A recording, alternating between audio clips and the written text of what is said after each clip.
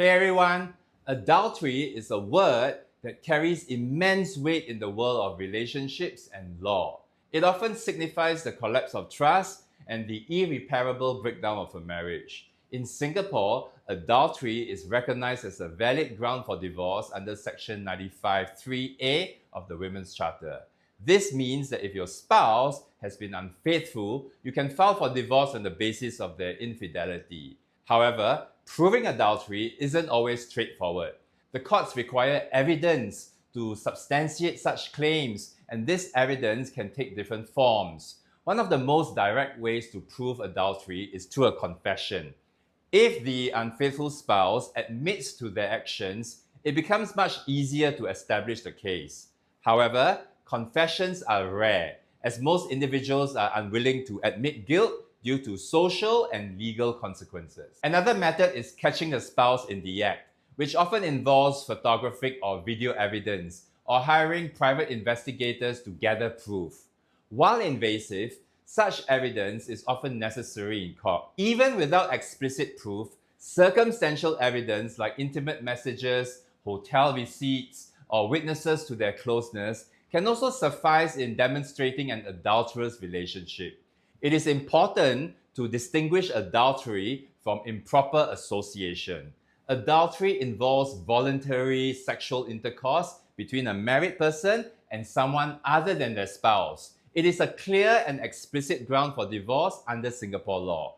Improper association, on the other hand, refers to behavior that suggests inappropriate closeness or intimacy, but without concrete evidence of sexual relations. While improper association doesn't qualify as adultery, it may still be used to argue unreasonable behavior under Section 95(a)(b) of the Women's Charter, which can also justify a divorce. Under Singapore law, adultery must demonstrate that the marriage has irretrievably broken down, making reconciliation impossible. This is the key requirement under the Women's Charter.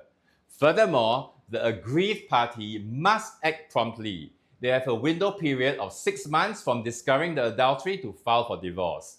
Delays could be interpreted as condoning the behavior, weakening the case. The courts also require corroborative evidence, as mere accusations are insufficient. These legal safeguards ensure fairness and prevent misuse of adultery as a weapon in marital disputes. When it comes to the emotional toll of adultery, the question many people grapple with is whether they should give their spouse a second chance. Infidelity is often seen as a betrayal so profound that it irreparably damages the relationship. However, the reality of modern relationships suggests a more nuanced view. Human beings, by nature, may not be entirely wired for strict monogamy. In today's digital age, where temptation is just a click away, the incidence of extramarital affairs is on the rise. Instead of clinging on to the ideal of perfect fidelity, couples might benefit from accepting that infidelity doesn't always mean the end of love or commitment. In some cases, couples who choose to address the underlying issues that led to the affair emerge stronger, with deeper understanding and renewed commitment. But this path requires honesty, communication, and an immense effort to rebuild trust. On the other hand, forgiving a cheating spouse isn't for everyone. It is essential to reflect on your emotional boundaries and whether reconciliation aligns with your values and mental health. As we confront the realities of adultery, it is worth asking whether the traditional notions of fidelity and monogamy still hold relevance today. In a world where relationships are increasingly complex, perhaps it's time to focus more on mutual respect, understanding, and open communication, rather than rigid expectations of lifelong exclusivity.